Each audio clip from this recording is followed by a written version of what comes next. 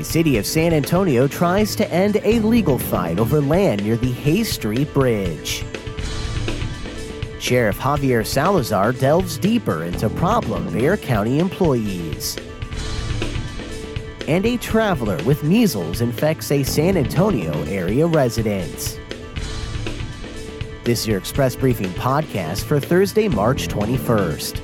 Subscribe to this and other free content at expressnews.com/podcasts. And get each day's top news and sports headlines delivered to your inbox at expressnews.com/newsletters. After being handed a bruising decision last week by the Texas Supreme Court, the city of San Antonio has indicated it's trying to resolve a 7-year legal battle over land next to the historic Hayes Street Bridge. The legal battle began when the city adopted an ordinance authorizing the sale of a 1.7-acre piece of land north of the bridge that activists say never should have been sold for private development. Wednesday, the city council heard chants from activists while heading into an executive session to get an update on the 2012 lawsuit filed by the Hayes Street Bridge Restoration Group. That group originally got a favorable ruling in a trial court that the city took to the Fourth Court of Appeals that ruled the city had governmental immunity. However, Friday, the state's high court reversed the Fourth Court ruling in a move that now gives the Restoration Group a moral victory as the case is sent back to the appellate court. Despite the ruling, however, it remains to be seen how the city could bring an end to the long-running dispute without exposing itself to the possibility of other litigation. Last week's opinion by the Texas Supreme Court outlined the effort begun some 30 years ago to save the 1880s bridge, which was relocated to San Antonio in 1910. The Union Pacific Railroad planned to demolish the bridge in the 1980s, but local residents worked to save it and sought help from the city, which obtained nearly $3 million in federal grants to rehabilitate the bridge, along with the Restoration Group raising $189,000 and arranging in-kind donations as part of a local match for the project.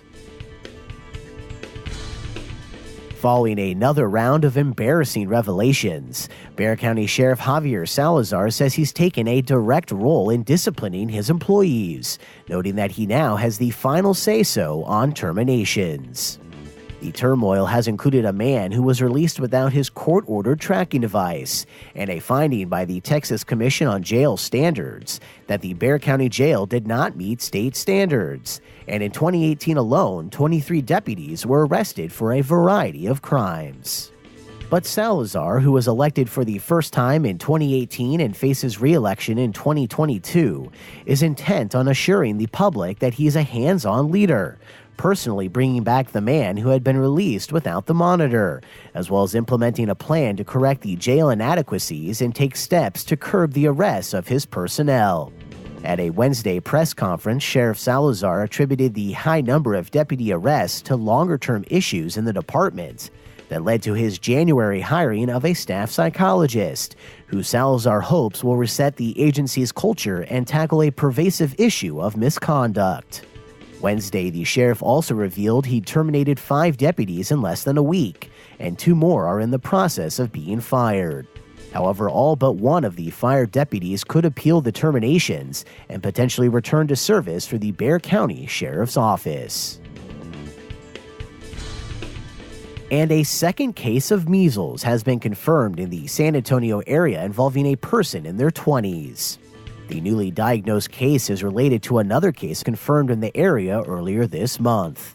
That person was an adult visiting Guadalupe County from the Philippines, where there was an active outbreak of the measles.